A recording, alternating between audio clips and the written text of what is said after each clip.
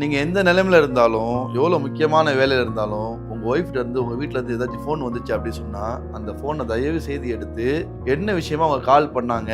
எதுக்காக கால் பண்ணியிருக்காங்க? என்ன சொல்ல வராங்கன்றத ரொம்ப ஷார்ட்டா அவங்கள்ட்ட கேளுங்க. அதேபோல நீங்க எந்த இடத்துல இருக்கீங்கறத அவங்கள்ட்ட சில வேர்ட்ஸ்ல புரிய வச்சிருங்க. இருக்கக்கூடியவங்கள்ட்ட எக்ஸ்கியூஸ் கேட்டுட்டு, இந்த மாரி நான் ஒரு மீட்டிங்ல இருக்கேன். நான் திருப்பி உங்க லைன்ல வரேன் அப்படிங்கிறத சொல்றது ஒண்ணும் பெரிய டைம் ஆக போறதில்ல. ஆனா அவங்க எந்த நிலைமையில ஃபோன் பண்ணாங்க அப்படிங்கிறது அவங்களுக்கு மட்டும் தான் தெரியும். பொதுவாகவே இன்னைக்கு வரக்கூடிய கால்ஸ் என்ன நினைக்கிறோம் அப்படின்னா, மனைவினாலே தொந்தரவு தான் பண்ணுவா.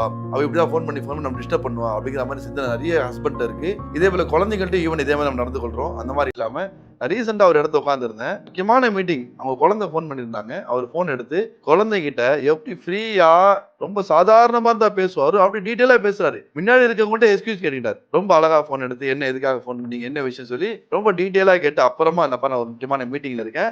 நான் முடிச்சுட்டு கண்டிப்பா உங்க அப்பா கால் பண்ணுவேன் ஓகேவா? சொல்லிட்டு அவரு குழந்தைய ரொம்ப நார்மலா கட் பண்ணாரு. இப்ப நான் கேட்கும்போது அவர் சொன்னாரு, "என்ன இப்படி நீங்க பேசுறீங்க?" அப்படின்னு. ஆமாங்க. நம்ம உட்கார்ந்திருக்க நம்ம முக்கியமான மீட்டிங் நமக்கு தெரியும். ஆனா நம்ம ஆப்போசிட்ல இருக்கக்கூடிய அந்த ஃபோனுக்கு அந்த பக்கம் இருக்கக்கூடிய அவங்களுக்கு நம்ம முக்கியமான மீட்டிங் இருக்குன்னு தெரியும். எல்லாமே நம்ம சொல்லக்கூடிய வார்த்தைகள் தாங்க இருக்கு. நம்ம புள்ளைங்க நம்ம மனைவிக்காக தான் நம்ம பிஸியா இருக்கிறது, நம்ம சம்பாதிக்கிறது, மீட்டிங் அட்டெண்ட் பண்றது எல்லாமே. அவங்களுக்கே நம்ம ஸ்பேஸ் குடுக்காம, அவங்களுக்கே டைம் குடுக்காம நம்ம இத பண்ணி என்னங்க சாதிக்க போறோம்னு சொல்லி ரொம்ப அழகா சொல்லி முடிச்சுட்டு போனாரு. ஸோ உங்க லைஃப்லயும் இந்த மாரி விஷயங்கள் டெய்லி நடக்கக்கூடியது தான். நீங்க தயவு செய்து ஒண்ணு மீட்டிங்ல போறதுக்கு முன்னாடி அவங்களுக்கு இன்ஃபார்ம் பண்ணிடுங்க. நான் ஒரு முக்கியமான மீட்டிங் போறேன். இந்த மாரி ஏதாச்சும் உனக்கு தேவை இருந்தா இப்பயே சொல்லு. நம்ம பேசிடலாம்னு சொல்லி அவங்களுக்கு சொல்லுங்க. அவங்க மீட்டிங்ல இருக்கும்போது கால் பண்ணா கூட எடுத்து 1 ஆர் 2 வேர்ட்ஸ்ல அவங்களுக்கு பேசி புரிய வச்சு, அதுக்கப்புறமா கட் பண்ணுங்க. எந்த காரணத்த கொண்டு எந்த நிலைமையிலயும் உங்க ஒய்ஃப் அண்ட் பசங்கள இக்னோர் பண்ணாதீங்க.